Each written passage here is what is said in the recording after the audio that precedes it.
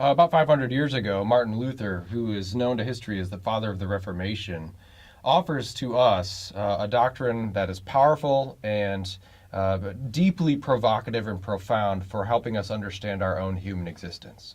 It's called the doctrine of vocation. Let me write that word up here on the board for you to see it. Vocation comes to us from the Latin root vocare, which means to call.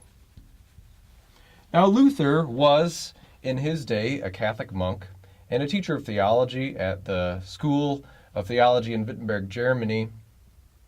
And as a theologian, working in a theological paradigm where thinking from the perspective of God being in charge of everything was just natural to him, answered the implied question, who's calling, with not just the idea that someone is calling, but that someone in particular is God himself. I want to explore Luther's doctrine of vocation for you here to help you understand how, as a human being in the 21st century, you might find your own life fitting into something much bigger than your own sense of existence. A plan that goes beyond your own sense of plans for your life. A way to help you make sense of all of the aspects that your life has, all of the spheres in which you exist, all of the relationships in which you are connected to others, to understand that God is using you there for his purposes to care for others. In Luther's time as a Roman Catholic monk, he recognized that there were people living in what were known as vocations. But vocation had a very formal and official meaning during his time. So for Luther, he might himself have understood his own role as a monk being a particular vocation. But you would also, in his day, have priests. You would have the Pope. You would have cardinals, nuns. You would have friars and abbots, and so on and so forth. Now, one thing we can notice about each of these roles is that they are people serving in churchly vocations. That is, their lives are devoted to serving God and the church. Now, the Catholic meaning of vocation was narrowed to just these sorts of positions, these sorts of offices that all of these people occupied. An interesting thing that Luther also noticed, and draws on a sensitivity or sensibility that we have in our time, is that everyone serving in these roles was part of an elite class of people. Not only were these folks well educated, and in order to be well educated, they had to be higher born, they had to have money, they had to have relational access, and so on in order to go through the educational system and also then into these churchly roles. But there was a spiritual component to this as well. Each of the people serving in these roles were understood to be in some sense closer to God, that their path to holiness was easier, it was quicker, that salvation for them was more accessible. And in the Catholic paradigm of the day, these people would spend less time in purgatory. Luther believed that this elevation of particular vocations wasn't scriptural. He couldn't find its basis in the sacred texts of Christianity, and so he started to raise a question and explore the issue of other callings besides these that were officially known in the Catholic paradigm of his day. What he came to realize was that there was something of a hierarchy. Not only were these folks playing in an elite position, Luther recognized that those who were operating in churchly vocations were not just in an elite position in terms of education and spiritual access to God and the heavens, but that there was a huge swath of people whose lives were very important that were left out. In the lower sphere, we might think of, in the traditional sense, folks like the butcher or the baker, or if you know your fairy tales or nursery rhymes, the candlestick maker.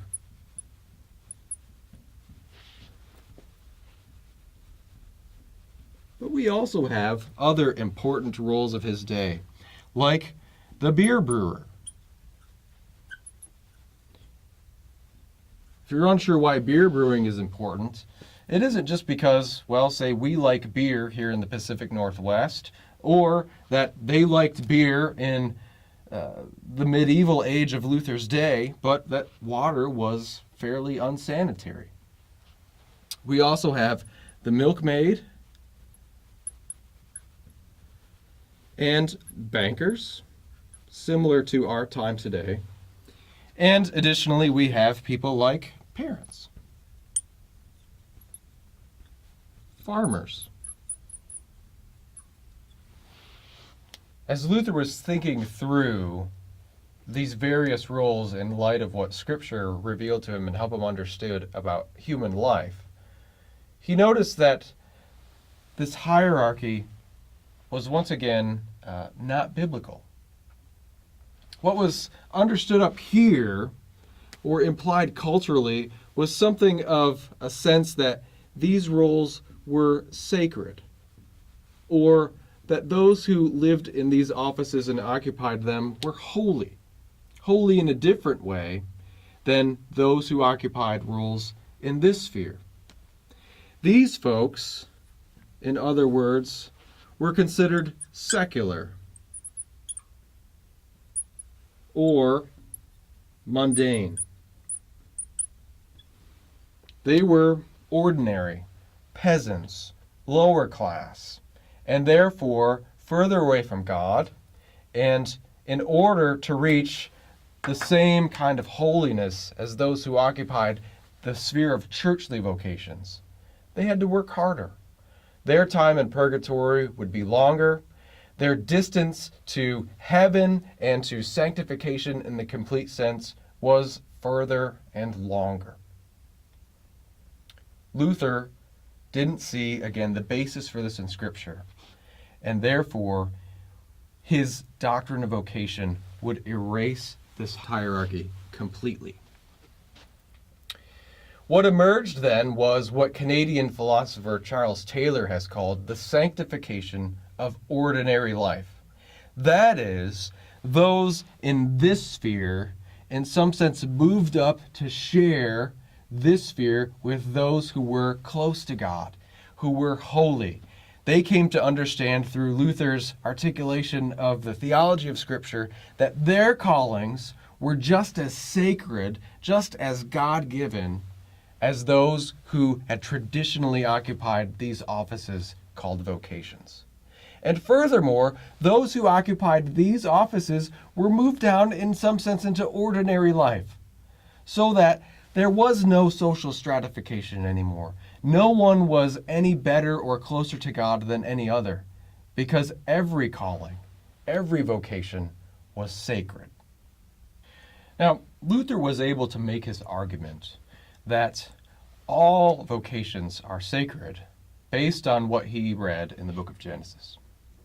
There he understood that God created all human beings, as well as everything else in creation, and God gave all of creation to human beings to be cared for. So for Luther, vocation was a matter of caring for creation.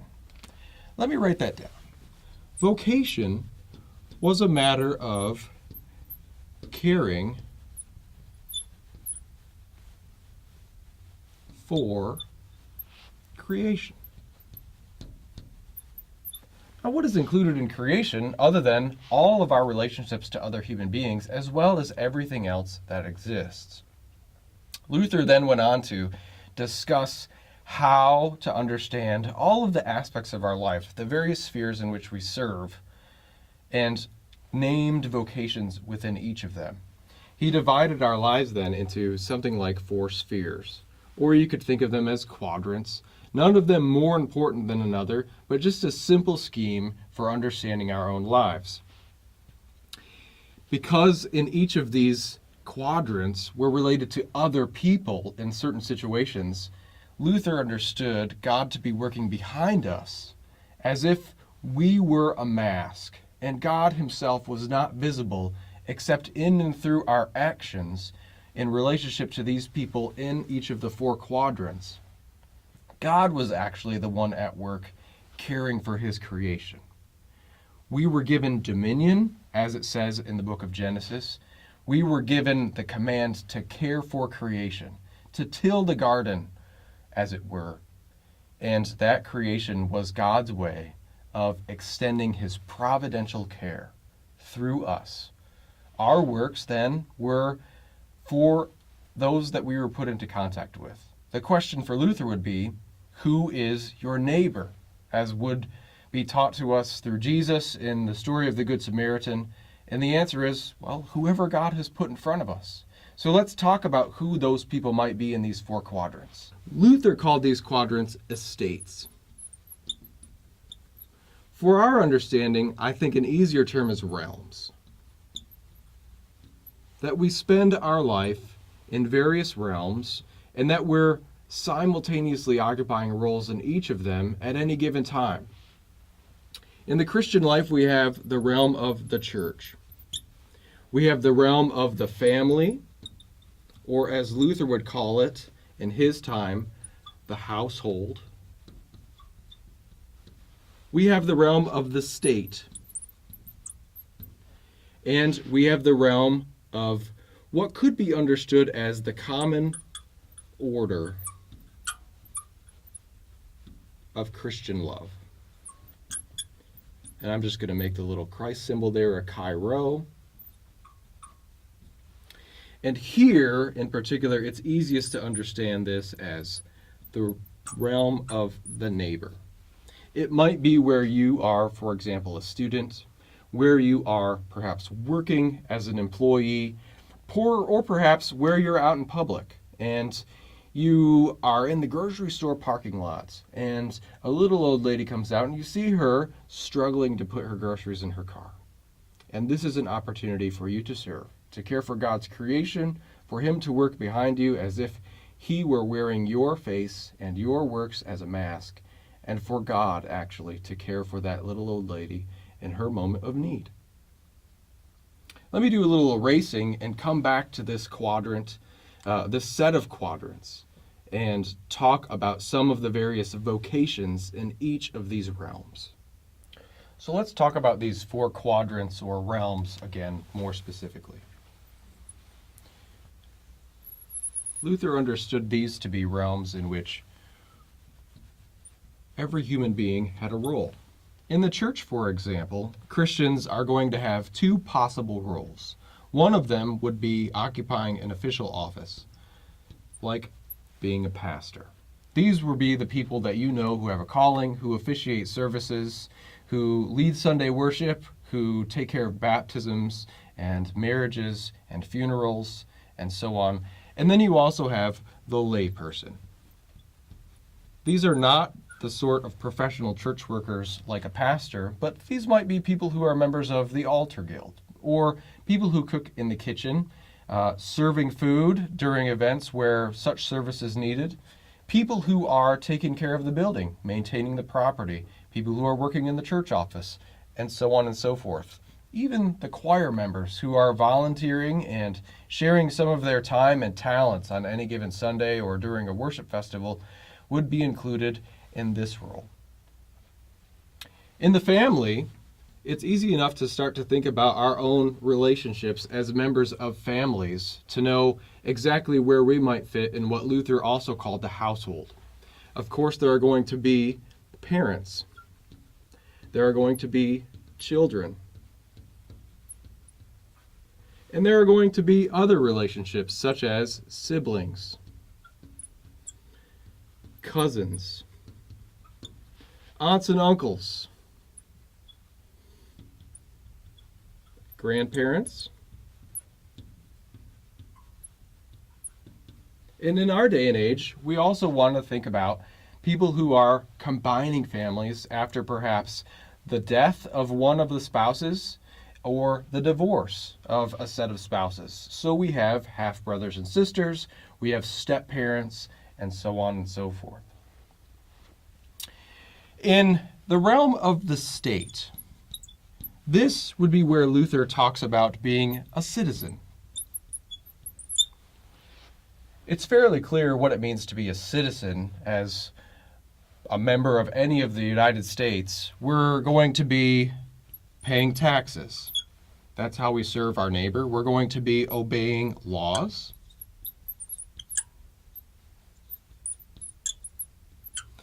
Or we might be engaging in military service. While there are a variety of other ways to serve your fellow neighbor as a citizen, these are some of the most basic and most obvious. In the common order of Christian love, as I noted before, this is the realm of serving your neighbor.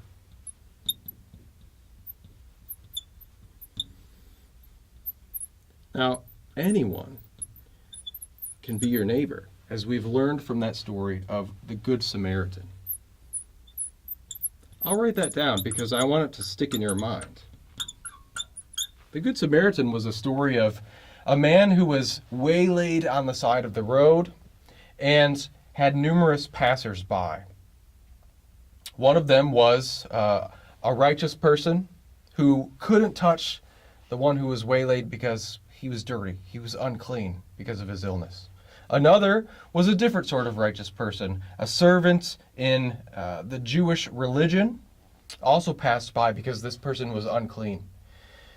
The person who came along to care was a Samaritan, helping out this person from another country, a foreigner, the one who was waylaid on the side of the road.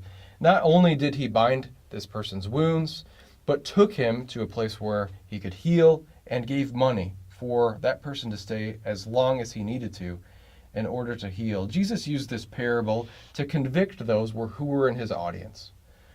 They asked the question to Jesus, "Who is my neighbor?" Based on the commandment, love your neighbor as yourself. And Jesus basically concludes that anyone that God puts in front of you is your neighbor. So here in this realm, we can think about all of the various vocations that might not fit nice and clean in these other quadrants, such as being a student. What is your calling as a student?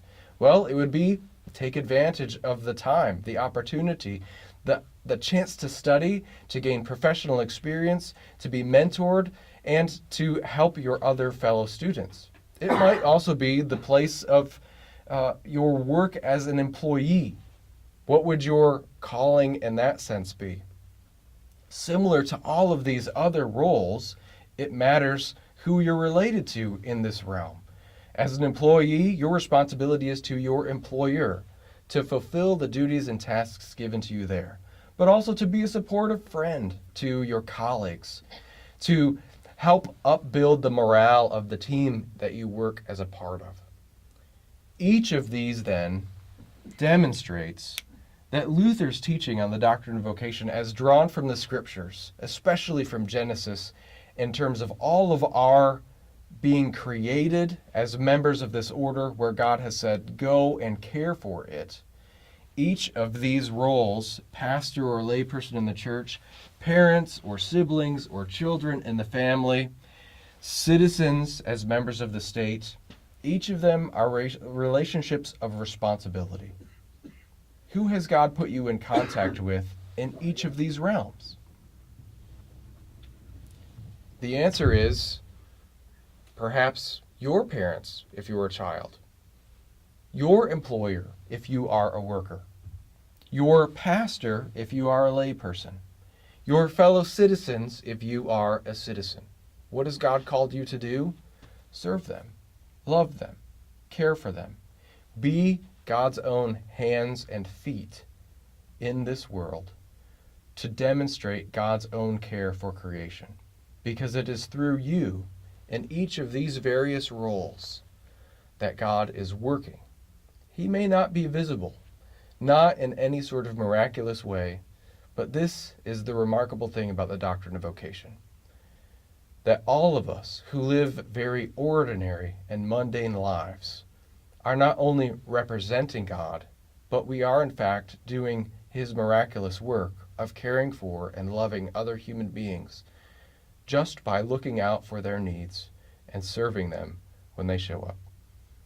I hope this lecture on the doctrine of vocation was helpful. Thanks for being with me.